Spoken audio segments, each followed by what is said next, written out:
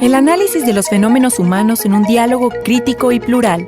La riqueza y complejidad del hombre y sus manifestaciones sociales. Bienvenidos a El Universo Humano en Extensión, una contribución de la Coordinación General de Extensión Universitaria de la Universidad Autónoma de Coahuila.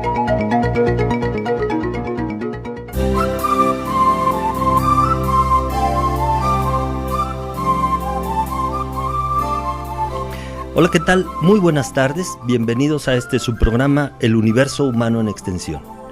Esta es una aportación de la Coordinación General de Extensión Universitaria de la Universidad Autónoma de Coahuila.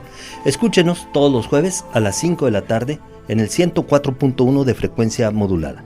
Les saluda a su amigo Ernesto Duque Padilla. También está conmigo como cada jueves Zaida Morlet Villa. Muy buenas tardes, Zaida. Gracias, maestro, buenas tardes y muy buenas tardes a todo el auditorio que como cada jueves nos sintoniza por el 104.1 de Radio Universidad. Bien, como ustedes saben, en este espacio comentamos temas de interés y actualidad en la cultura. Ofrecemos nuestra opinión desde el punto de vista de las ciencias sociales, la historia, la psicología, el psicoanálisis, la antropología, la economía.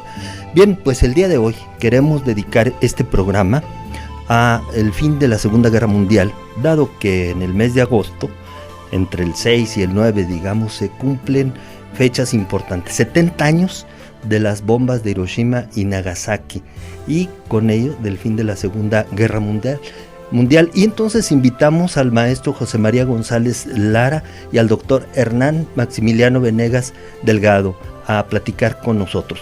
Muy buenas tardes, maestro José María González Lara.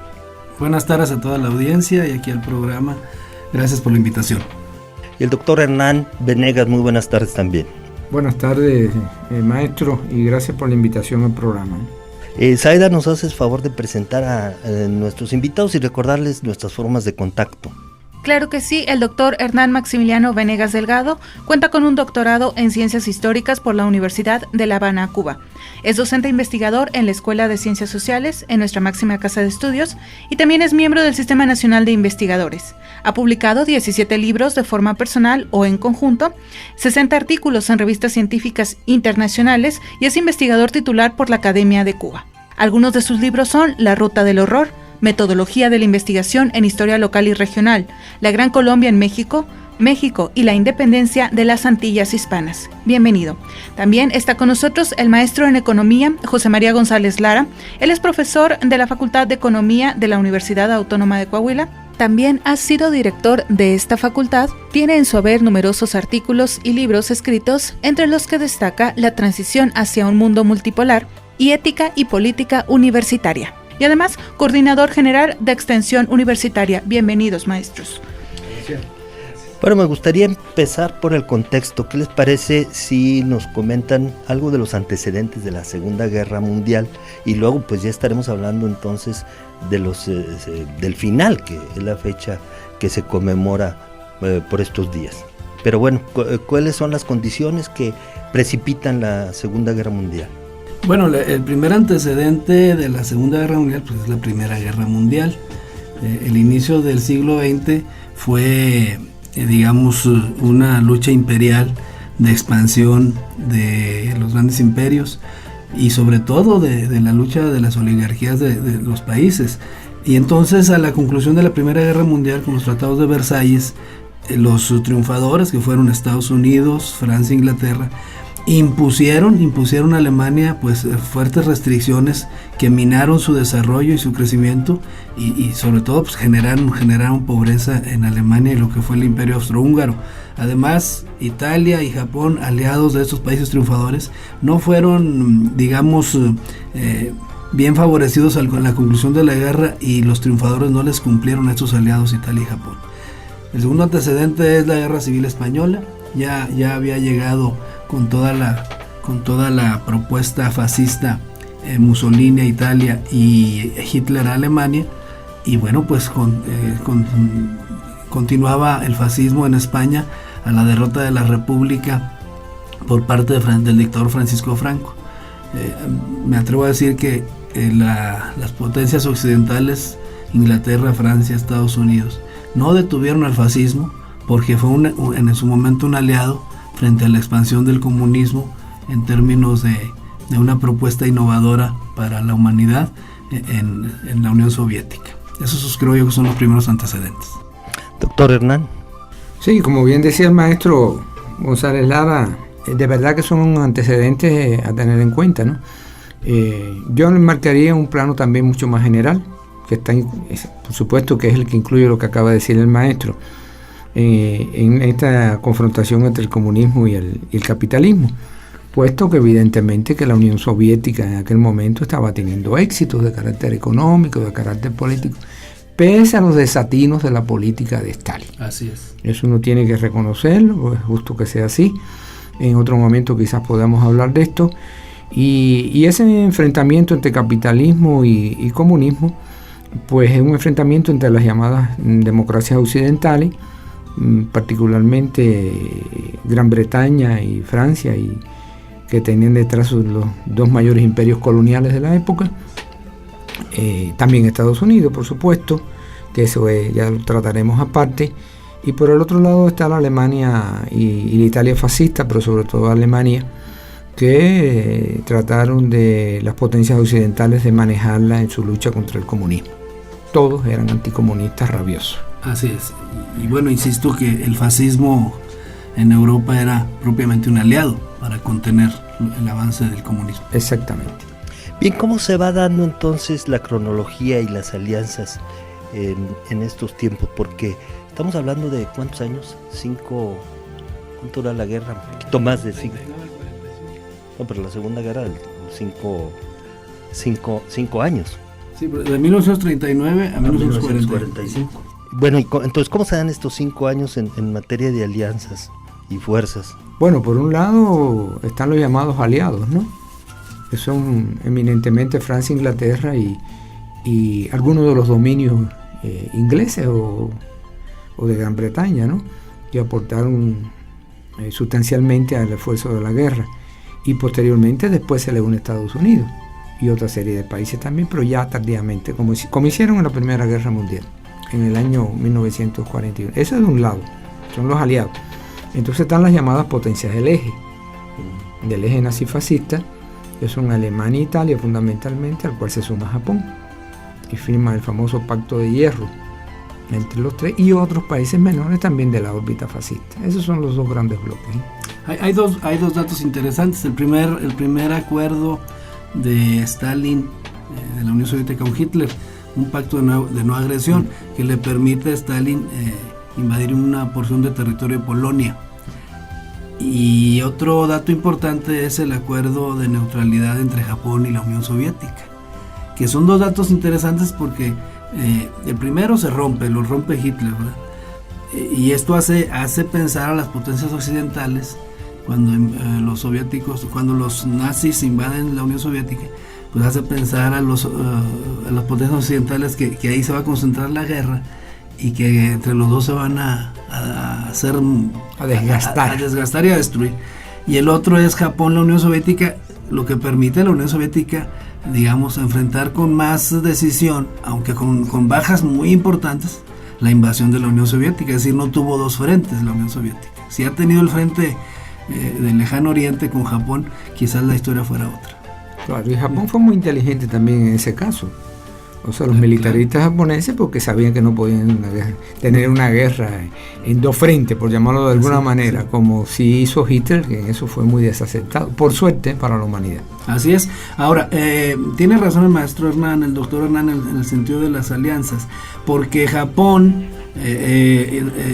inicia una industrialización a final del siglo XIX, que lo hace potencia económica, pero hay una guerra contra la Rusia zarista en el 1905 que gana Japón y la posiciona como una potencia tanto económica como militar, lo que le permite tener esa ambición de expansión imperialista. Entonces invade China, invade parte de Indochina, invade Filipinas, y entonces es la guerra del Pacífico. Le bloquean el petróleo que le vendía a Estados Unidos, Franklin Delano Roosevelt, y es cuando pues bombardeaban Pearl Harbor, y ahí los Estados Unidos tienen dos frentes, el frente europeo y el frente en el Pacífico. Y realmente desde el punto de vista económico y militar, y esto no estoy justificando a Japón ni mucho menos, no le quedaba otra alternativa que actuar en el Pacífico contra Estados Unidos, porque Japón no tenía petróleo. Así es. Entonces sin petróleo no se hace nada.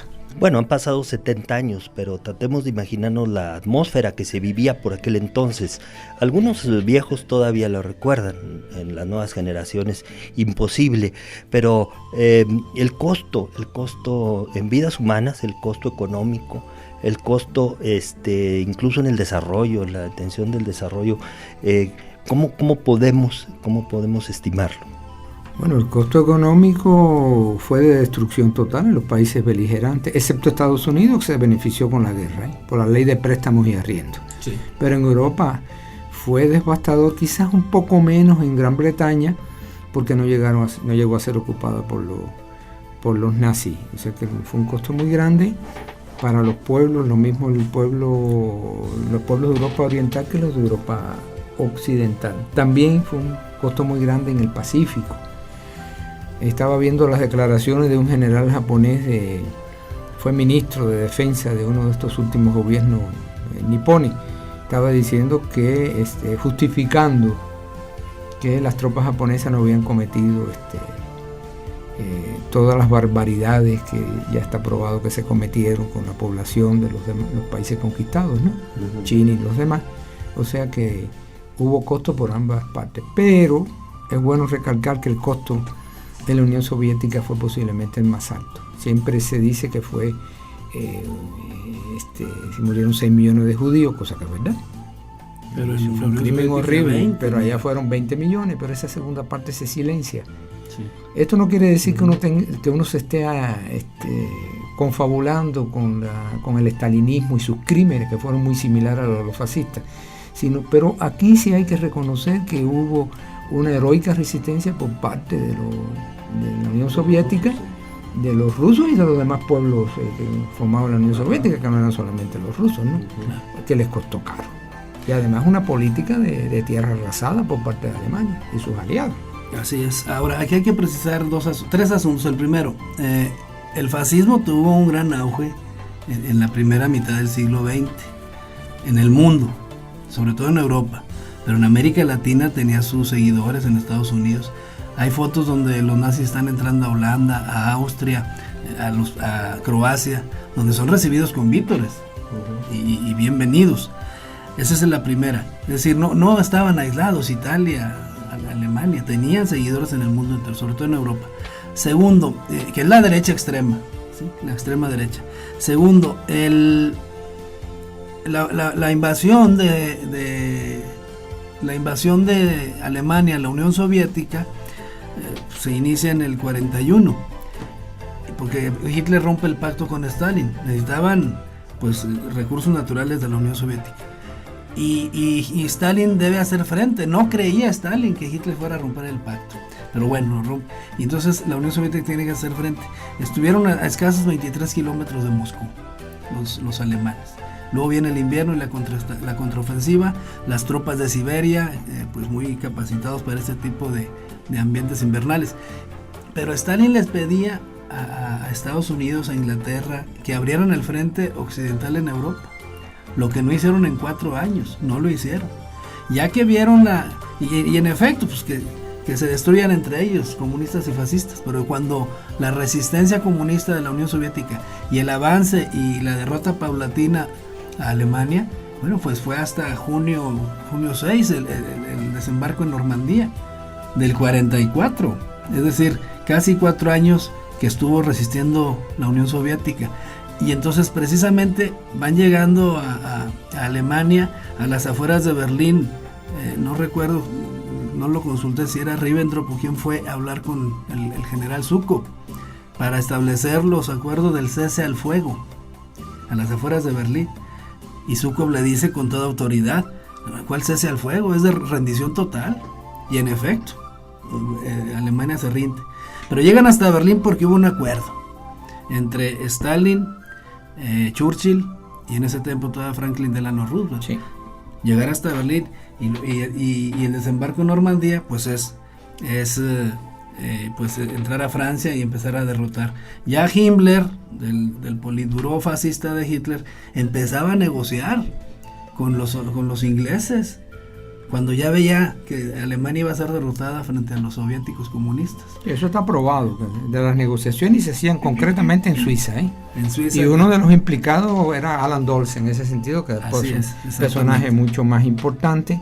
Incluso se conoce el nombre del general y los oficiales de la inteligencia alemana que se reunieron en Suiza con los alemanes, pero no llegaron a un acuerdo porque ya las conferencias previas en Yalta, diríamos, por ejemplo, en Teherán, habían cerrado el campo a una negociación separada. Y en este desenlace, ¿cómo intervienen los Estados Unidos? Digamos, porque el bombardeo parece incluso un poco fuera de lugar, ¿no? Bueno, nada más, yo quiero también precisar, antes de pasar la pregunta, que en Europa oriental y occidental, la resistencia frente a los nazis fue, en específico, de los grupos organizados clandestinamente comunistas en los países, ¿sí? Checoslovaquia, Serbia, Bulgaria, Hungría, y en Francia no se diga. Así que las fuerzas de Occidente no llegaron a arrasar de una manera definitiva. Ya había una merma por parte de la resistencia comunista hacia los alemanes que habían invadido los países occidentales. Bien, la segunda pregunta, Pearl Harbor hace que Estados Unidos entre a la guerra tanto en Pacífico como en Europa. Y bueno, pues Japón, con su escalada de invasiones y barbaridades, genocidios en China y parte de Filipinas, Indochina, bueno, pues poco a poco se va mermando su capacidad bélica por la falta de recursos naturales, y esto nos lo comentará el maestro Hernán, la decisión final de cálculo y político ideológico de pues lanzar las 2 bombas atómicas. Bueno, yo en ese sentido, antes de hablar de las bombas atómicas, hay que hacer el énfasis en algo muy importante, y es que Japón atacó a los Estados Unidos arteramente, porque ellos estaban en negociaciones. Fue un ataque que no se lo esperaban los Estados Unidos, o sea que los Estados Unidos tenían todo el derecho también a defenderse, ¿no? Porque todo no puede ser una crítica contra los Estados Unidos y su participación en la guerra. No. Uno tiene que equilibrar el discurso historiográfico, ¿no? Y evidentemente que eso pues dio pie a Estados Unidos pues para actuar con esa potencia que era su enemiga en el Pacífico. El ataque a Pearl Harbor no fue una casualidad. Incluso el famoso almirante japonés Yamamoto sabía, dice, si atacamos ahí en Pearl Harbor vamos a estar por lo menos 1 año y medio, 2 años, de 1 a 2 años, año y medio, y sin problema con los Estados Unidos, porque le vamos a quitar su principal base de Pero fue cuando le redujeron la venta de petróleo. Sí, les redujeron la venta de petróleo previamente, evidentemente. Estados Unidos o Japón. Sí, pero bueno, yo también pienso que Japón ahí actuó con perfidia, ¿no? Atacar sí, los Estados Unidos. Una visión imperialista que ya traían desde... De ambas partes. Pues de ambas partes. Realmente de ambas partes. Sí. Pero también hay que reconocer que fue un ataque en medio de unas negociaciones. Eso sí está probado, hasta donde sabemos ahora, ¿no? Sí, claro. Y después vino el problema ya del fin de la guerra, que aquí es donde está el debate, ¿no?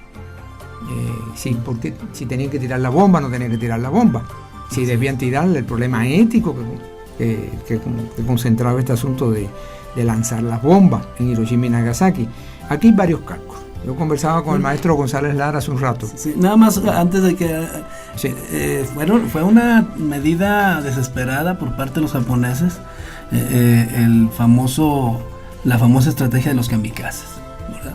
O sea, ya fue el extremo de la locura imperial. Sí. A sus propios jóvenes en el avión, te vas a dirigir hacia los barcos. Era una bomba humana en un avión, pues, una bomba dirigida por un ser humano. Y así murieron miles de jóvenes, ¿sí? Y ya era el dato de cuando se decía que ya el Japón ya iba directo a la derrota. Sí, pero eso da la medida también de la capacidad de fanatismo y a la vez de resistencia de los japoneses. Se calculaban los norteamericanos que si desembarcaban en las islas japonesas iban a costarle $500,000 de vidas de soldados. Y yo creo que el cálculo es adecuado, ¿eh? Pues a mí se me hace exagerado, pero... Bueno, pero sí. Es que también los japoneses sabemos cómo resistían. Si se cortaban, se hacen el harakiri al final de la guerra... Es un asunto tradicional. Esa es la cosa. Además, una deificación de la figura del emperador y cosas así por el estilo.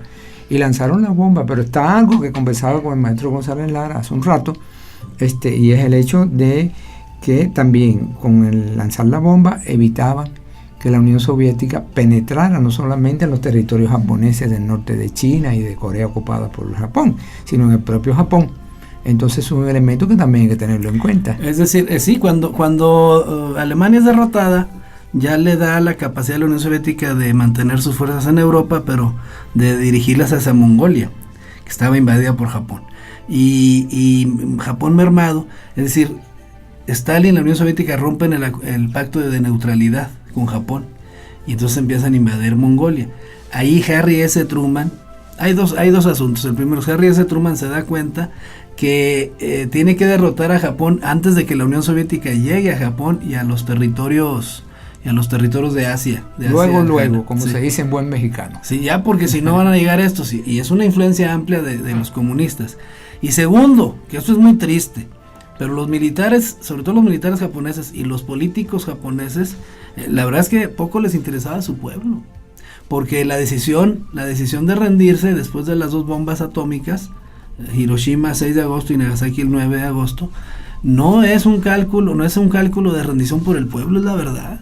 Sino dijeron ellos, ¿qué nos conviene más? Que lleguen los soviéticos y nos destruyan nuestro sistema político imperialista o de imperio, o con los Estados Unidos, con que quizás podamos negociar de otra manera. Y prefieren rendirse en función de un cálculo político. Seguro. Más que la defensa de su propio pueblo. Eso es triste, pero es una realidad. Una realidad. Sí,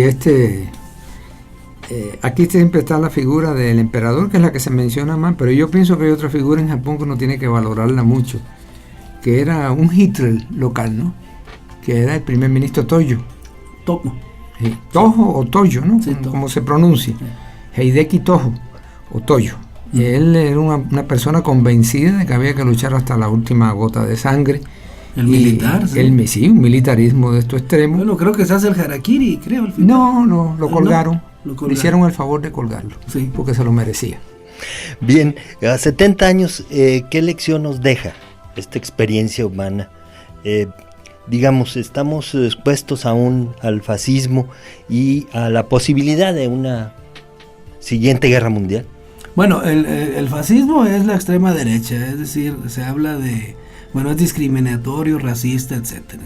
Y en algunos lugares muy católico el fascismo, ¿verdad? Como España y algunos lugares de América Latina. O muy protestante también. O muy protestante, como en Estados Unidos. Al fin fanatismo. Sí, pero está avanzando. ¿Y por qué está avanzando? Porque los defectos naturales del sistema capitalista que genera desigualdad están generando, pues primero pobreza en muchos países y segundo migración. Europa está con un problema grave de migración de África, ¿sí? Y Estados Unidos no se diga, de América Central y de América Latina. Entonces esto hace que haya gente que se resista a ese tipo de contactos con otras culturas, con otras costumbres y sobre todo que puedan minar el empleo local por un empleo más barato de los migrantes. Entonces la derecha se opone a esto, el fascismo está resurgiendo, pero está resurgiendo porque las consecuencias naturales del sistema capitalista los gobiernos no han sabido paliarlas o contenerlas, porque son gobiernos neoliberales que todo lo dejan al libre mercado.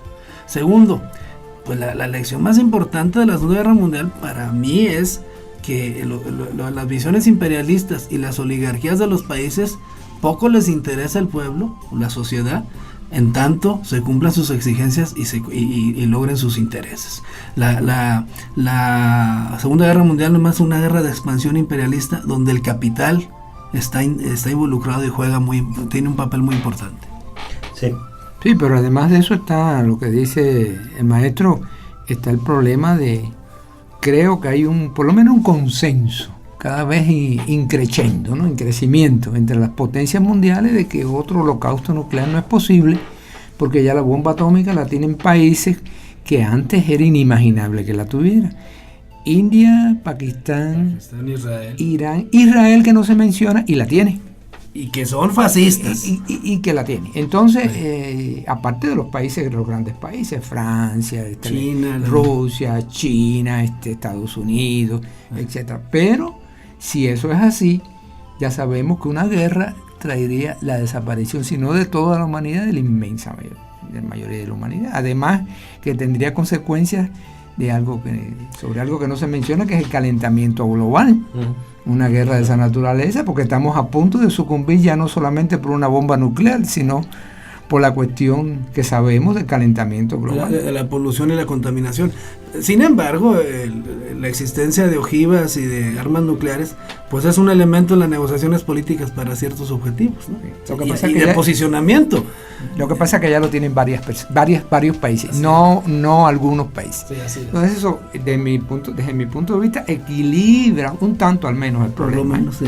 Bien, pues esa es la historia. Ese es un nuevo sentido que tiene la historia. Estamos acostumbrados a verla como una cronología de hechos pasados y que así se recordarán. Y sin embargo no, la historia nos compete, nos incumbe y también nos alerta de cómo se pueden venir las cosas en un futuro. Pues nos tenemos que despedir, se nos acaba el tiempo. Yo quiero agradecer muy cumplidamente la presencia del doctor Hernán, de José María González Lara. Zaida. Pues muchas gracias a los maestros, una lección muy muy interesante, y la verdad si algo dejó la Segunda Guerra y el Holocausto fueron historias para contar. Por muchos años estuvieron encriptados, pero gracias al cine independiente, gracias a los escritores, hemos logrado conocer al menos una pequeña parte, si no es que la mayoría. Les recordamos nuestras líneas de comunicación, gracias por sus llamadas al 482-6995, también estamos en Facebook, en YouTube también ya puede visitar nuestro canal, pero sobre todo lo invitamos a que visite ernestoduque.com, ahí encontrará este y todos nuestros programas. Bien, pues yo me despido como siempre deseándoles salud y vida.